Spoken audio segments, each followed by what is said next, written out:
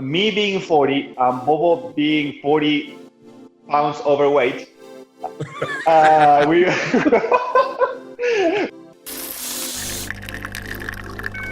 Good morning, everyone, and welcome back for another episode of Coffee Gang.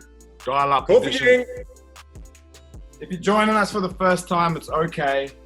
Just grab your little coffee and your little coffee mug and buckle in because you guys asked and the Coffee Gang has delivered. So today in the shop, we have Tiago, the Beast Splitter. What's up, fellas? What's up? We got Boris, the actual most interesting man in the world, DL. Hey, how you doing? And we got Manu, Supergrams, Ginobili. Rams. Thank you. We've also had a lot of nicknames as a group. Started, I don't know, one of the first ones, United Nations maybe would have been the first one. A lot of people say the OG Coffee Crew. We've got Happy Campers, we've got Happy Divers. Let's go, Happy Divers! Frogging is another one, yeah. Probably the most recent one has been the banana boat. But what is it? No, the Wiener. What's Wiener it? Boat. Wiener Boat guys. Or boys. I think it was boys, Wiener Boat Boys.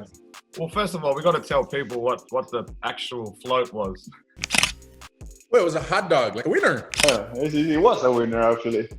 What? But it was a hot dog. Okay. He came from that famous video where I think it was LeBron, Dwayne Wade, CP3. They were super gracious on the banana boat. It was a huge boat.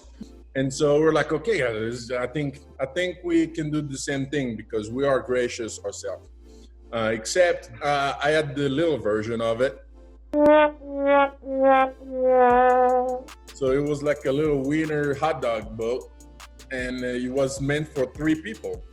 Normal people. Well, it was meant for 3 people of regular size, but you know, Thiago is really tall and heavy, so it didn't work. Yeah, me. No, we tried. I mean, yeah. That's what we can get to the people at some point. Is actually all the tries and all the fails that we had, because it took a long time before we were able to actually stand on it for more than 2 seconds. But during all these trials, yeah, we figured it out. Another memory that I remember, I mean, I wasn't much of a contribution to this tally, but there was a little bit of a competition. Yes. Between us, right? That we tallied throughout the season. Me being 40, Bobo being 40 pounds overweight. We started to do a dunk contest, I guess. Trouble. No. But yeah, we were not dunking that much. Green finds Splitter. Beautiful feed to Diao in the finish.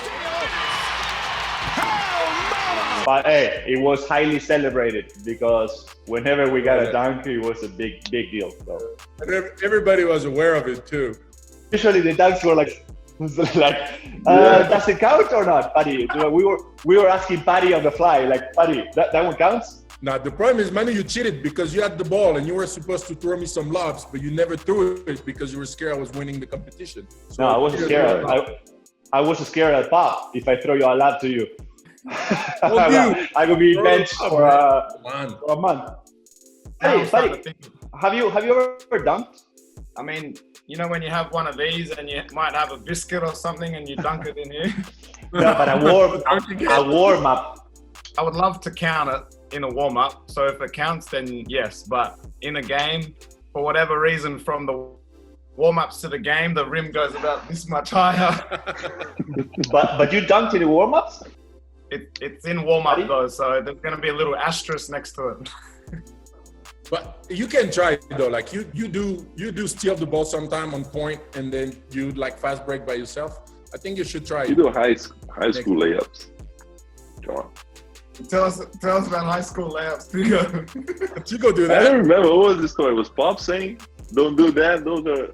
Yeah. I don't remember. I would always used to get in trouble for doing high school laps because they would always get blocked or pinned against the backboard. And I would be told that I'll be put on a plane and headed back to Australia if I do another high school.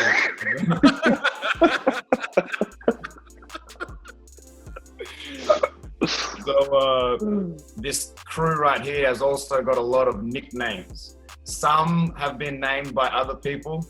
Most of them we've named ourselves. The one that you popularized and you made famous was Gramps. And I represented my Gramps-dom with a lot of pride. So I started being Gramps at 36, I think, when you came to the Spurs.